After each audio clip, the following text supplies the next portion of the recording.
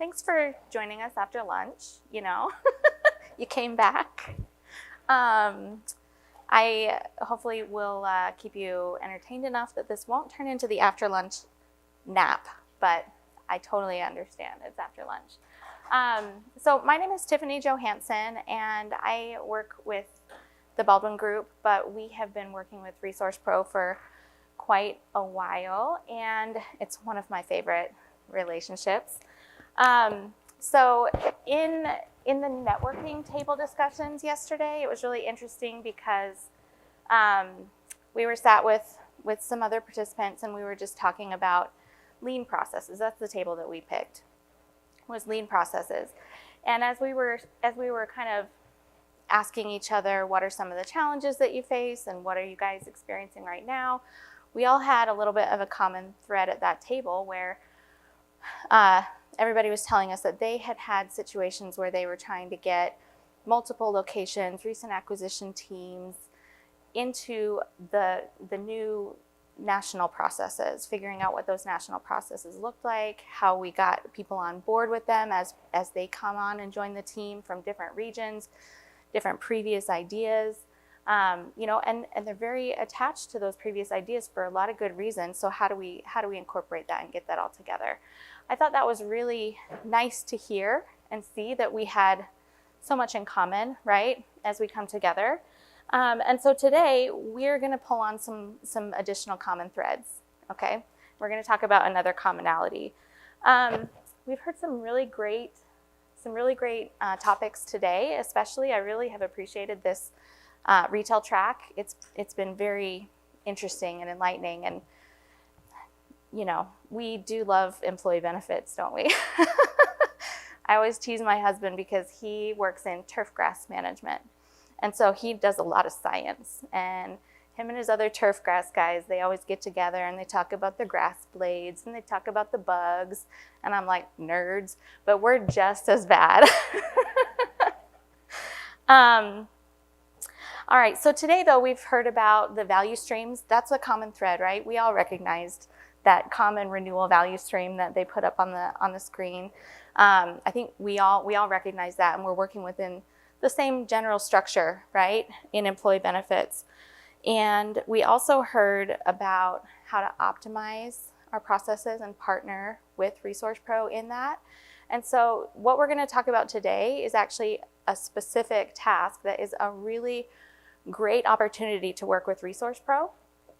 And that's eligibility and enrollment services, right? Eligibility management and enrollment services. So as we do that, we're going to talk about some basics, and then I would really like this to be a discussion.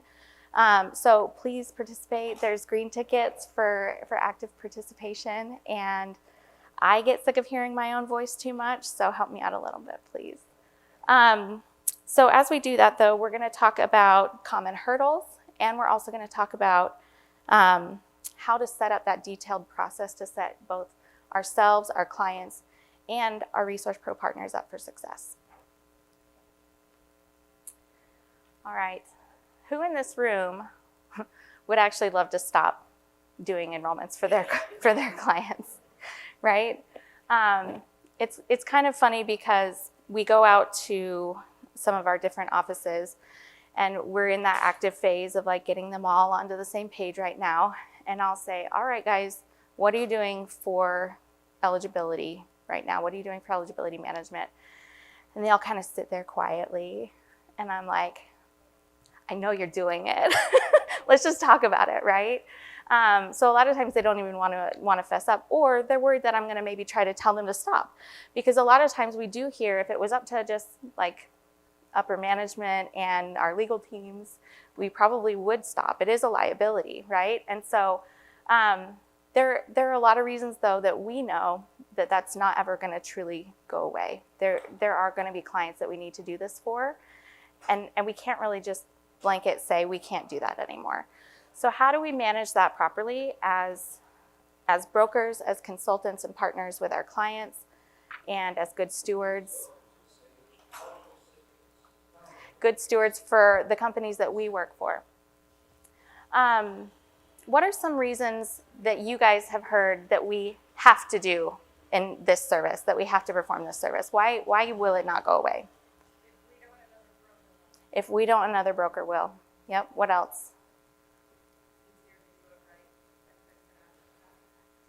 Yes, it's easier to do it right than fix it after the fact. What else? Some of the things that I've heard. I have a great prospect ready to sign, but they want us to do this, so we need you to do it, right? We can't take the service away from our clients. If we're not doing it, our client will find another broker that will, right? Our clients expect this service because we did promise it to them originally, whether that was 2 years ago at BOR or 6 months ago or yesterday. They expect it. And this is one of the most important services we do for our clients. If we take it away, we might as well say goodbye to our clients who need this. I've heard that before too, especially from the advisor or the producer perspective, right? Anything else? Any other things you guys have heard? All right. So we talked about why we have to do it. What are some of the ways that it can go wrong? And I would like to see, these are some of my ideas. I'd like to hear what you guys think too. What are the pitfalls that we see with this service? Yeah. Missing terminations. Yeah, so they stay enrolled on the plan and then we become liable for the premium. Yep. What else? They don't get added. Yep, that's a great one. How do we miss those? What happens to how do those fall through the cracks? Specifically what kind of follow-up? Yeah.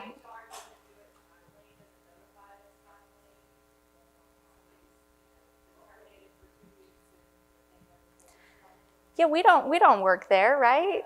If they don't tell us, how do we know? So that communication stream between the client and us is important. What about anybody still working on paper forms? We're going to talk about that some more, right? Oh yeah. Can't read the handwriting. Yeah. Yeah, paper forms are a whole beast on their own, right? What about understanding the eligibility rules in the contract? In the last session, we were talking about contracts with self-funding and, but we know all of those contracts, they're pretty complex verbiage, and even getting AI to read and pull some of those things out is more complicated for us because every carrier says it a little differently, or some of them will have a certificate that refers to some other random document that they supposedly provided at some point to tell us when the dependents age off, to tell us, is it the first of the month following or coinciding with and following, right? All of those little details, those can cause a missed entrance date. Those can cause all sorts of errors. Also understanding if there's a sign date issue, some carriers don't carry coverage, or we advance the date, sign date, rather than the date. Yeah, signing date versus effective date, that's a great point. What else? Anything else? Yeah? Yeah, we missed the email from the client. Did you have one? I was going to say they don't look at their bills. Yeah. Are they auditing their invoices? That's a great question. I know, right? That's a great extra plug in there. Yep. Yeah. But they do hold some responsibility, right? They have to notify us. They have to manage the incoming and outgoing employees that they have, and they have to communicate that with us. How we set them up for success is important. But at the end of the day, they should be auditing their invoices, right? And making sure that they're not deducting something from payroll that wasn't approved yet, or there's all sorts of stuff. But at the end of the day, no matter how much we communicate that clearly to them, if something goes wrong, who do they blame, right? I wanted to also take a second and just talk about the extra complexity that comes in because of the fact that we're doing this with so many varied carrier companies, right? So what are some of the things that carrier companies do that add complexity to how we manage this? Secondary authentication. What else? Language, like terminations are asked, is it last day work, is it last day no coverage, do they believe in the 31st, do they implementation, how they want it. Yeah, the timing. Yeah, one that I see a lot is does the carrier remove the dependents when they age off automatically, or do you have to be the one to do it? Do you have to actually notify them to remove that dependent when they age off of the plan? It's those little details, right? And from carrier to carrier, what about, do they all have portal access that you can manage it through? Do they all have the same criteria for EDI feeds? Right? There's a lot. The different carrier options is a factor as well, right? And there's a lot of details that we have to really think about, that we have to make sure that we are capturing, that we're properly organizing and recording to set up our clients, ourselves, and our Resource Pro partners. All of this is overcomable, right? It is. We know we can do it, but we have to be thoughtful. Let's talk for a second about the foundations of success. So I believe that because we have so many different details, it's really important to document this. So building a document for the client eligibility rules and carrier guidelines, we'll talk about that a little bit more in depth. There's also going to be some in the roundtable discussions that come up later today. That's something that we'll dive a little deeper into. Establishing timeline standards that can be comfortably met. If we're processing those enrollments for our clients, we want to make sure we're setting clear guidelines of when they need to get it to us by and what our expectations are, so that we can make sure that we're setting up the timelines of success. And then you can either set up Ben admin systems, right? So if you've got access to Employee Navigator, some of those other systems that are out there, those are really, really helpful in organizing those details by client. Or you can use paper forms. For the foundations of success, my strong recommendation is creating a universal form so that you're not having to deal with the different employee or the different carrier forms every single time, because if an employee has to fill out a paper form, it's one thing when they fill it out one time. It's another thing altogether when they have to fill it out 3 times, one for each carrier, right? Not to mention the carrier forms have a lot of details on there that the employees don't know.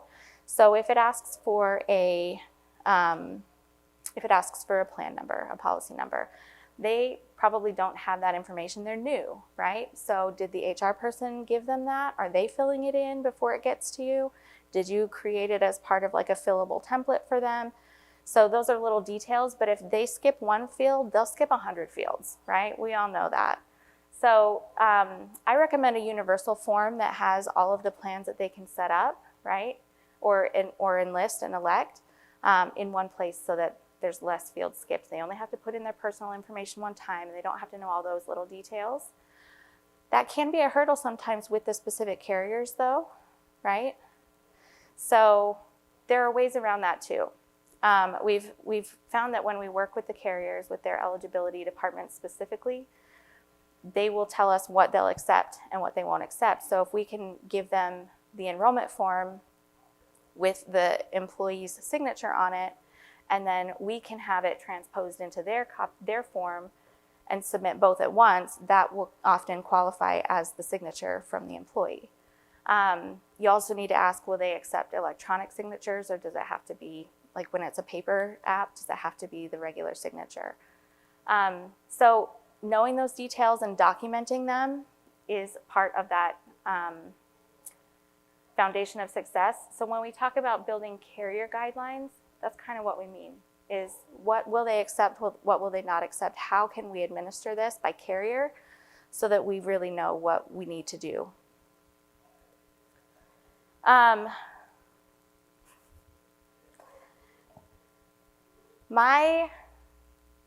think the biggest key to success with this is document, document, document, right? You can be documenting electronically, but there's 2 areas of documentation that you absolutely need to keep. One is your internal process, right? Document your internal process for carrier submission standards, portal access, email inboxes if they have an eligibility inbox at the carriers. Keep a record of all of that as a document that you can provide easily to Resource Pro, that you share with them as a live document, that as you learn more, you can always update and pass on that information, especially if you have teams that are, in different areas across the nation. Having something that standardizes those details is key to success. Client contact standards, eligibility rules, and how things get escalated, that's also a really helpful guide to document for ourselves, to set our Resource Pro partners up for success, and to set our clients up for success. And then there's the tasks themselves, right? The individual tasks. So we get a submission, what do we do with it? We need to save that documentation. We need to have a record of when we received it. We need to have a record of what we submitted to the carrier. We need to have a record of the carrier's confirmation. And we need to confirm that back to the client that it's been processed, right? If we're not tracking all of those steps and we don't have a place to document them, that's one of the biggest things that I would recommend, because if something goes wrong in one of those steps, we'll be able to track it. And if you can't see what's happening, it's really hard to know how to fix it.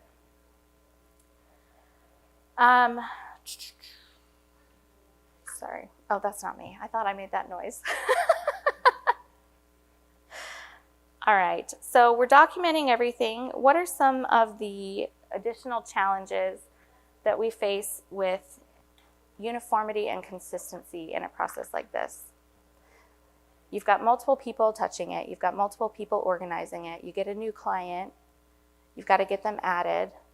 How do you set up this documentation standard for uniformity and consistency?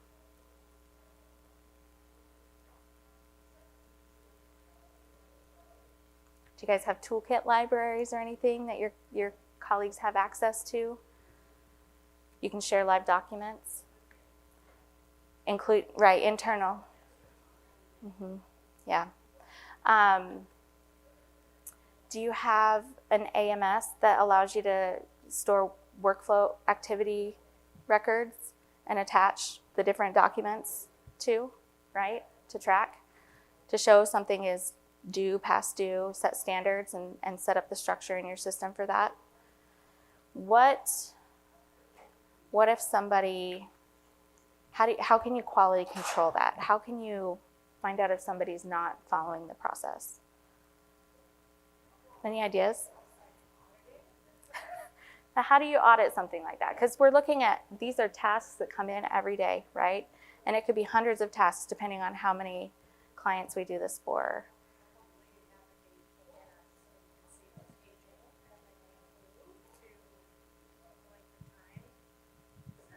So if you can see the date that it came in on, you might be able to see, is this aging? What's your standard? Maybe there's a problem here. Yeah, so we talked about setting those clear timeline standards, right? So seeing when something came in and tracking it through an activity workflow system, activity management allows you to see when it came in and how long has it been. That's a really great measure. What else can we look for?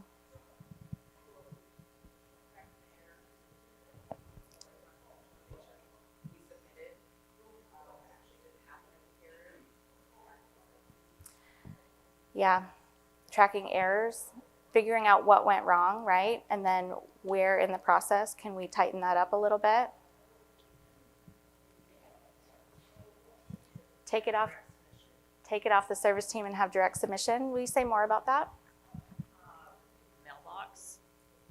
We have a mailbox set up specifically for eligibility. We have a contract that the HR signs, so they understand their fiduciary. Just like you said earlier on the previous slide about timelines, don't send us 500 terms at 5:30 on the 30th. Because in Texas, we have a state law that if it's not reported by the end of the month, then you're billed the next month, and there's nothing that you can do about it. So we've got workarounds for that. Yeah. But we that way, if somebody gets hit by a Mack truck tomorrow, it's not sitting in their email.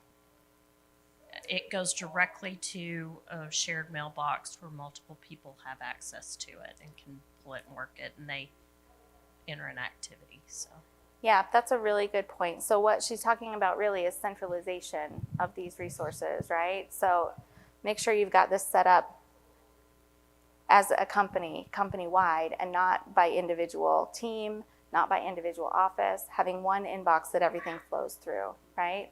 Having a set team to work on those.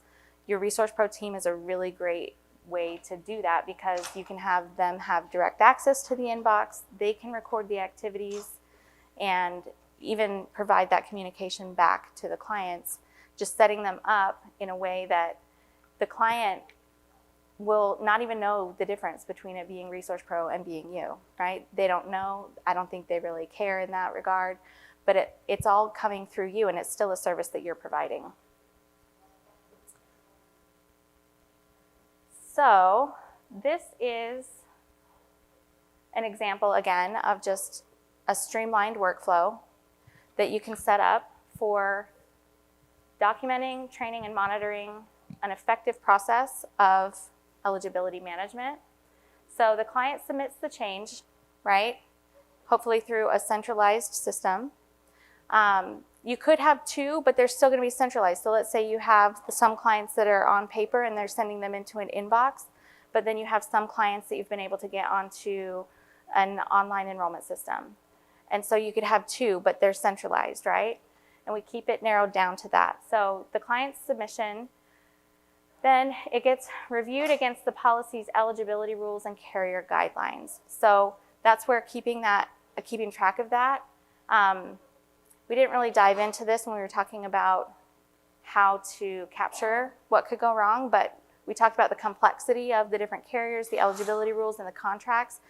Having a clear outline, whether that's built into your AMS that can be easily referred to by Resource Pro when they're processing changes for that client, or it's like a master workbook that you have that has the clients, some central repository with those details that you've pulled out of the certificates for the people processing these changes, so they don't have to go search through the certs every time. We know the level of complexity.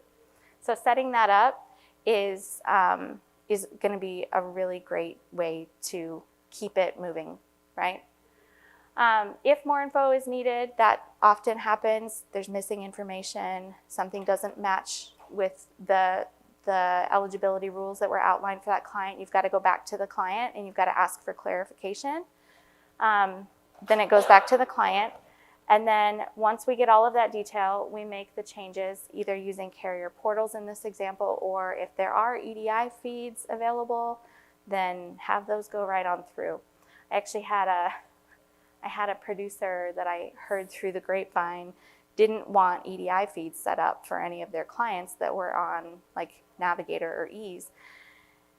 And I said, you don't have a choice, right? That's going to be way more efficient. It's a direct electronic, like we talk about automation, right? Inserting that unnecessary human error element into this process is not wise. So we make the changes using either the carrier portals or the direct feeds, and then ensure completion. So that's one piece that I've seen get missed quite a bit, is making sure that it got processed, whether that's through invoice auditing, whether that's through just the simple return confirmation, whether that's through verifying the ID card is ready, whatever that process is, depending on the carrier. I would take the quickest and easiest way to confirm, but invoice auditing is something that should be consistently happening anyway.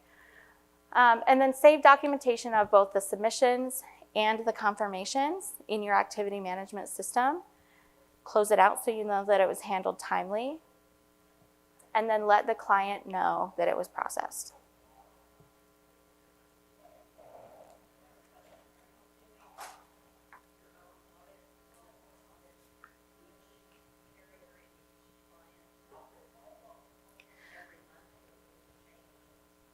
The answer to that is no. The question was, are we doing invoice audits for every client that had a change that month?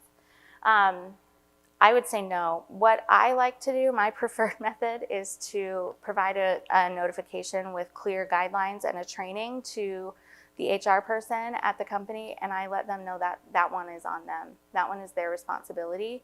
So we'll usually do one audit after the open enrollment is complete, and then we say, it's a handoff. We say, okay, here's your nice, clean open enrollment invoice. Everything's been completed. Now you need to make sure that you're auditing this. And our recommendation is no longer than 60 days between those, because you will have lost money if you go longer than that, right? And you missed something outside of that 60-day window. Most carriers will not give you that money back, will they? They're like, well, all right. They're not on there anymore, but you don't get your money back. Great question. Okay, one other quick thing just to talk about for a second. This adds an extra layer of complexity. So the several policies require evidence of insurability to be completed. You want to make sure that you have put the keys to success here back in the client's hands. This is not something that I would recommend taking on as a responsibility. During open enrollment, a lot of times we'll be the vessel that passes that through, but I will almost always have a hard stop on that. Again, it usually is coinciding with that first invoice audit. I give it back to them and I say, you need to monitor this, right?